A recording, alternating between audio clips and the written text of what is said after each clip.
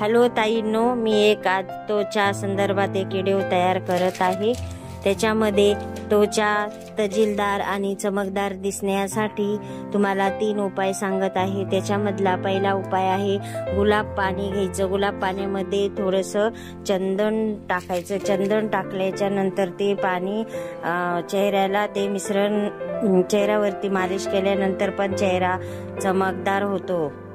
ते पण तुम्ही करू शकता। दुसरं म्हणजे चेहऱ्यावरील काळे डाग कमी करण्यासाठी ताक पण चेहऱ्याला लावू शकता। ते ताकाने पण चेहरा मालिश करायचा, त्यामुळे पण तुमच्या चेहऱ्याच्या सुरकुत्या कमी होऊन चेहरा तजेलदार आणि चमकदार दिसू शकतो। तिसरं म्हणजे लिंबू हे सगळ्यासाठी गुणकारिक आहे, पण लिंबू हे कोणाला चेहऱ्याला सूट होतं, कोणाला होत नाही, ज्याच्या त्याच्या त्वचावरती असतो।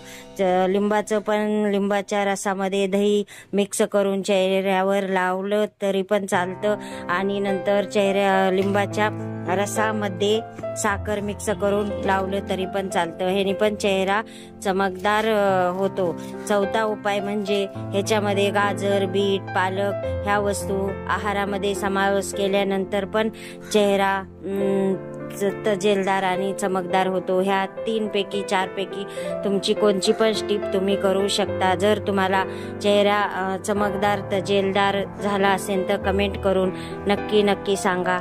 आणखी एक उपाय आहे, ह्याची कमेंट करून नंतरचा उपाय सांगू का असे तुम्ही कमेंट करून मला सांगा। मी तुम्हाला नक्की सांगेन। लाईक